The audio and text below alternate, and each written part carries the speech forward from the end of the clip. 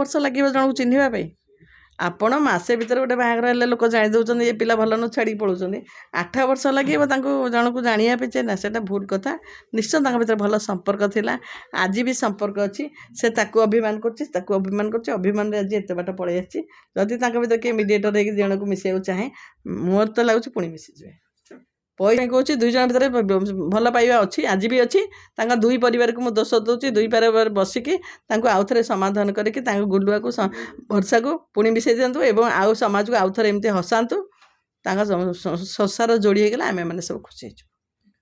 କେମିତି ତାଙ୍କର କ'ଣ ଅଭାବ ମୁଁ ଜାଣିନି, କିନ୍ତୁ ସେ ଯେଉଁ ସ୍ତ୍ରୀ ଲୋକ ମଧ୍ୟ ଯେହେତୁ ସେ ବାହାରକୁ ଯାଉଛନ୍ତି ତାଙ୍କୁ ଗାଇଡ଼ କରିବା ଉଚିତ ଥିଲା। ମୋ ସ୍ୱାମୀ ଗୋଟେ ଜାଗାରେ ଯାଇକି ଚାକିରି କରୁଛି, ମୁଁ ମୋ ସ୍ୱାମୀ କୁଆଡ଼େ ଯାଉଛି କ'ଣ ଯାଉଛି ତାକୁ ମୁଁ ଛାଡ଼ି ଦେଇଛି ମାର୍କେଟକୁ, ମାନେ ମୁଁ ତାକୁ ଦେଖିବିନି। ମୋ ସ୍ୱାମୀର କାହା ସହିତ ସମ୍ପର୍କ ଅଛି, ଫୋନ୍ରେ ଏତେ ସମୟ ଗପୁଛି। ମ୍ୟାଡ଼ାମ ବର୍ଷା କହିବା କଥା କି ସିଏ ଯେତେବେଳେ ପଚାରନ୍ତି କୁଆଡ଼େ ଯାଉଛ କ'ଣ କରୁଛ ବୋଲି, ଗୁଲୁଆ ତାଙ୍କ ଉପରେ ବହୁତ ବିରକ୍ତ ହୁଅନ୍ତି, ଗାଳି କରନ୍ତି, ଉତ୍ତର ଦିଅନ୍ତିନି। ତାଙ୍କ ପ୍ରଶ୍ନ ଅଛି କୋଉଠି ଅଛନ୍ତି କ'ଣ କରୁଛନ୍ତି ଜଣାନ୍ତିନି। ଶୁଣନ୍ତୁ, 8 ବର୍ଷ ଲାଗିବ ଜଣକୁ ଚିହ୍ନିବା ପାଇଁ।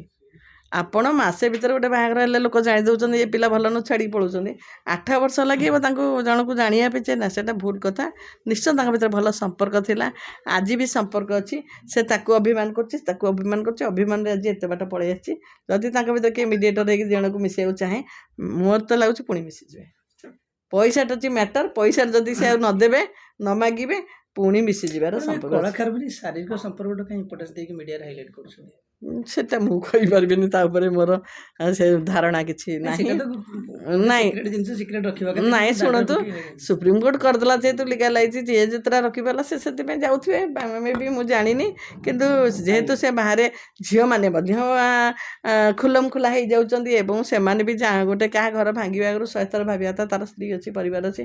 ତେଣୁ ଝିଅର ଶତ୍ରୁ ଝିଅ, ନାରୀର ଶତ୍ରୁ ନାରୀ। ଯେଉଁଠି ଯେଉଁ କଳିଟା ହେଇଛି ନାରୀ ପାଇଁ ହିଁ ହେଇଛି, ମହାଭାରତ ରାମାୟଣ ସବୁ। ତେଣୁ ନାରୀ ହିଁ ଭିତରର ଯେ 2ଟା ସ୍ୱାମୀ ସ୍ତ୍ରୀ ଭିତରେ ଥାର୍ଡ଼ ମ୍ୟାନ୍ ପଶିଲେ ଘର ଭାଙ୍ଗେ।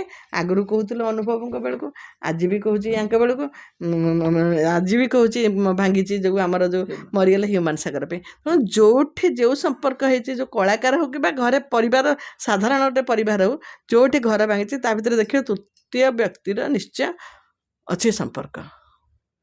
ମ୍ୟାଡ଼ାମ ଯଦି ଦେଖିବା ଏଠି ବହୁତ ସାରା ଷ୍ଟାର କଳି ଦେଖିଛୁ, କିନ୍ତୁ ଗୋଟିଏ କଳି ଆମେ ଦେଖିଲୁ ବାବୁସାନ ଆଉ ତୃପ୍ତି।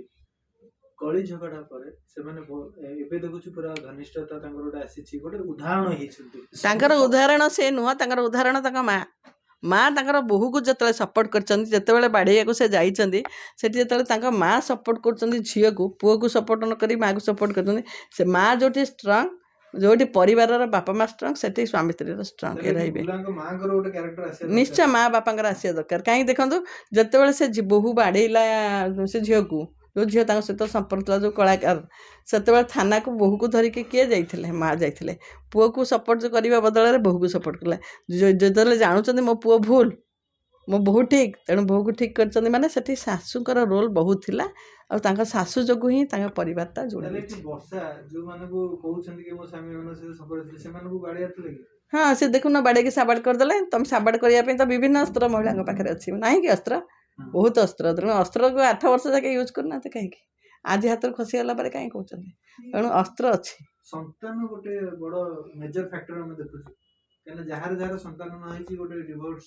ଶୁଣନ୍ତୁ, ଲକ୍ଷ ଲକ୍ଷ ଟଙ୍କା କମାଉଛନ୍ତି। ସନ୍ତାନ ବିଜ୍ଞାନ ଯୁଗ। IVF କଲେ 2ଟା 3ଟା ଆଟ୍ ଏ ଟାଇମ୍ 3ଟା ଛୁଆ ହେଉଛି, 2ଟା ଛୁଆ ହେଉଛି। ସେ ଛୁଆ କେତେ ଟ୍ୟାଲେଣ୍ଟ। ମୋ ଘରେ ତ 2ଟା 4ଟା ଅଛନ୍ତି ଆମ ପରିବାରରେ। IVF ହେଉଛି, ବିଜ୍ଞାନ ଯାଇକି କେଉଁଠି ବସିଲାଣି। ଆଉ ସନ୍ତାନ ଅଛି, ସନ୍ତାନ ପାଇଁ ପଇସା ନାହିଁ ତାଙ୍କ ଘରେ ସନ୍ତାନ କରିବା ପାଇଁ। IVF କରୁନାହାନ୍ତି, ଆଡ୍ରେସ୍ ନାହିଁ IVFର ଆଡ୍ରେସ୍। TV ସକାଳ ପାଇଲେ IVF ଦେଖାଉଛି। ସନ୍ତାନ ଗୋଟେ ମ୍ୟାଟର ନୁହଁ। ଏମାନଙ୍କ ଭିତରେ ମନ ଶୁନି ବୋଲି ପିଲା ନାହିଁ।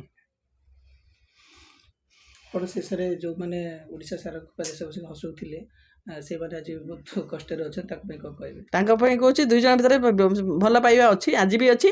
ତାଙ୍କ 2 ପରିବାରକୁ ମୁଁ ଦୋଷ ଦେଉଛି, 2 ପରିବାର ବସିକି ତାଙ୍କୁ ଆଉଥରେ ସମାଧାନ କରିକି ତାଙ୍କ ଗୁଲୁଆକୁ ବର୍ଷାକୁ ପୁଣି ମିଶାଇ ଦିଅନ୍ତୁ ଏବଂ ଆଉ ସମାଜକୁ ଆଉଥରେ ଏମିତି ହସାନ୍ତୁ। ତାଙ୍କ ସଂସାର ଯୋଡ଼ି ହେଇଗଲେ ଆମେମାନେ ସବୁ ଖୁସି ହେଇଯିବୁ।